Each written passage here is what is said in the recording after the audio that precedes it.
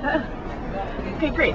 I hope, firstly, you could explain to us what the Presidential Climate Action Project is and what you guys are hoping to do here. We're running a project at the University of Colorado to write a 100-day action plan for the next president of the United States. And the idea is to do as much of the homework in advance for the next president so that he can get off to a very quick start in federal leadership on, long-delayed federal leadership on climate action.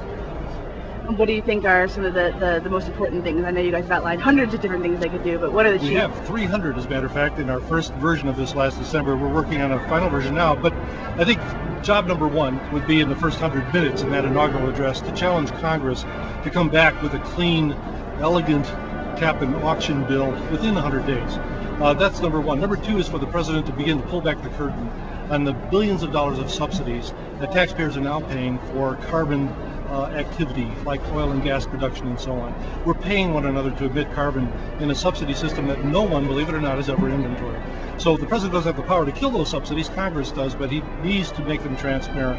The third thing is to, through administrative policy, declare that the atmosphere is a public commons and that the public officials in the federal government have a fiduciary responsibility to protect that commons on behalf of all of us. So those are just a few of the things. The president, of course, is going to be the CEO of the largest energy-using entity in the country. That's the federal government.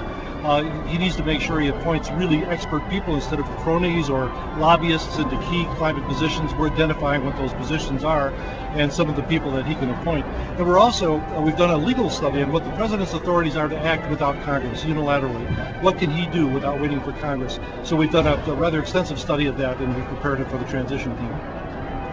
And do you think that climate and energy are first 100-day issues for both the candidates? Well, they should be. You know, are they? I think they're talking quite a bit, of course, about energy because of oil prices rising, and it's the whole energy insecurity in terms of prices and supplies has been raised in the public consciousness. Not talking as much as I'd like to see them talk about climate, although the two are bound together. Energy policy and climate policy really are bound together. I think what we need is for, and this is not our organization that can do this, we're working at the policy level, but we need the grassroots organizations around the country to help mobilize the people to mandate bold leadership and fast leadership on the part of the next president. The two candidates both are light years ahead of the Bush administration. They both acknowledge the problem. They both know we must act. They both endorse some form of cap and auction.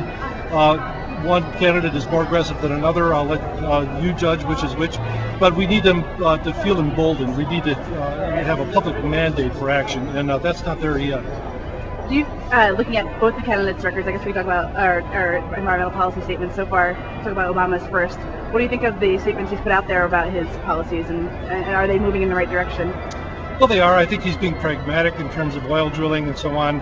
I personally feel that that's not the right way to go, but I understand why he's going there, and I think the good thing about that is that he's talking about a trade-off. He's talking about trading a little more oil production, limited oil production, for a package of things that we need. For example, we need to extend the solar and wind tax credits, which are due to expire at the end of this year. And Congress, in 3 or 4 attempts, has not been able to do that. It's crazy. A lot of jobs are being lost. A lot of investment in the economy being lost if those tax credits aren't in place. So I understand a trade-off where you have limited drilling in exchange for some of these important policies to get renewable energy and energy efficiency into the economy. How about McCain's plan? Is that something that you guys is moving forward for what you like to see from a presidential candidate? Yeah, I think we'd like to see McCain be more aggressive. I think his goals for greenhouse gas reductions are less ambitious than the international community says that they should be, and that Senator Obama has proposed. But again, it's a blessing, I guess, that we have 2 candidates, both have agreed that this is a bona fide problem that needs action. And so that's, like I said, progress. Do you think that, political leaders in general are coming around on this issue more than before? Coming to the DNC event, for example, is it something that people are talking about more than they have in the past, and does it seem like it's on the radar this year? Yeah, I think more than the past, but again, I think that's being driven by the energy discussion and the oil prices that we've seen recently, even though they're coming down right now. And I think the important job for us and other people out there concerned about climate change is to show the link between energy insecurity and climate insecurity. And not only that, but if you look at the issues on the top of the minds of the public these days, the voting public, healthcare, jobs, economic security, they're all related to climate. Climate is the mother of all these issues. We won't have good public health if the things happen that we're told will happen with climate change. We won't have jobs or a stable economy. So the candidates and all of us out here in the NGO community need to do a better job showing the relationship between those things that are high on the list and climate change, because they really are interrelated. Yeah, is there concern that all this talk about energy pushes climate off the agenda this year? I mean, it seems that folks are talking about energy, but not as much about climate. Well, I think that's true, and I think that what we need to do is link the two in the public mind. But the truth is that if we solve the energy problem the way we believe it needs to be solved, we'll go a long way towards solving the climate problem. Basically, we have an economy that's dependent upon fossil fuels that have done marvelous things for us for 200 years. But they're in decline. Supplies are in decline. Peak oil is going to be a problem. Coal is going to be impacted by a carbon tax. It's going to drive up its price perhaps 80% higher than it was before if we actually can capture its emissions. But on and on and on. The fossil industries are declining industries, and the renewable energy industries like solar and wind are getting cheaper every year. So we're going to see things cross. We're going to see the old energy become more expensive than the new energy, and that's going to be a major transition in our economy that we need to be conscious of. We need to anticipate. We need to help it happen in the least disruptive way possible. What do you think will be the biggest challenges for the next administration in enacting sound energy policy and climate policy? Well, I think one is opposition from the people who are concerned about keeping the vested interest, or the status quo, have a vested interest in keeping the status quo intact. And those, of course, are the fossil energy industries. They're very powerful, very well moneyed, and it's going to be difficult for any politician to get past that lobby. But that's what we need to do. And perhaps there's comfort in numbers. Perhaps if the politicians banded together and saw the urgency of this issue, they would begin to make progress in overcoming this influence that's kept us in the status quo and is still trying to keep us there.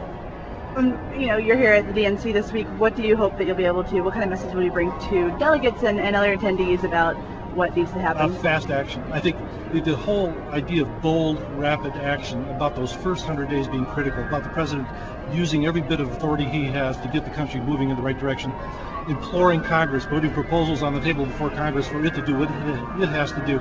I think that's it. The first 100 minutes in the inaugural address, the president's got to take the leadership and send the signal that there's a new sheriff in town. We're going to get re-engaged with the international community. We're going to move forward as a society. So those first 100 minutes are critical, and then those first 100 days. And I would like to see all the groups concerned about climate change sound that theme, so that we impress on the candidates and on the public the need to move quickly on this.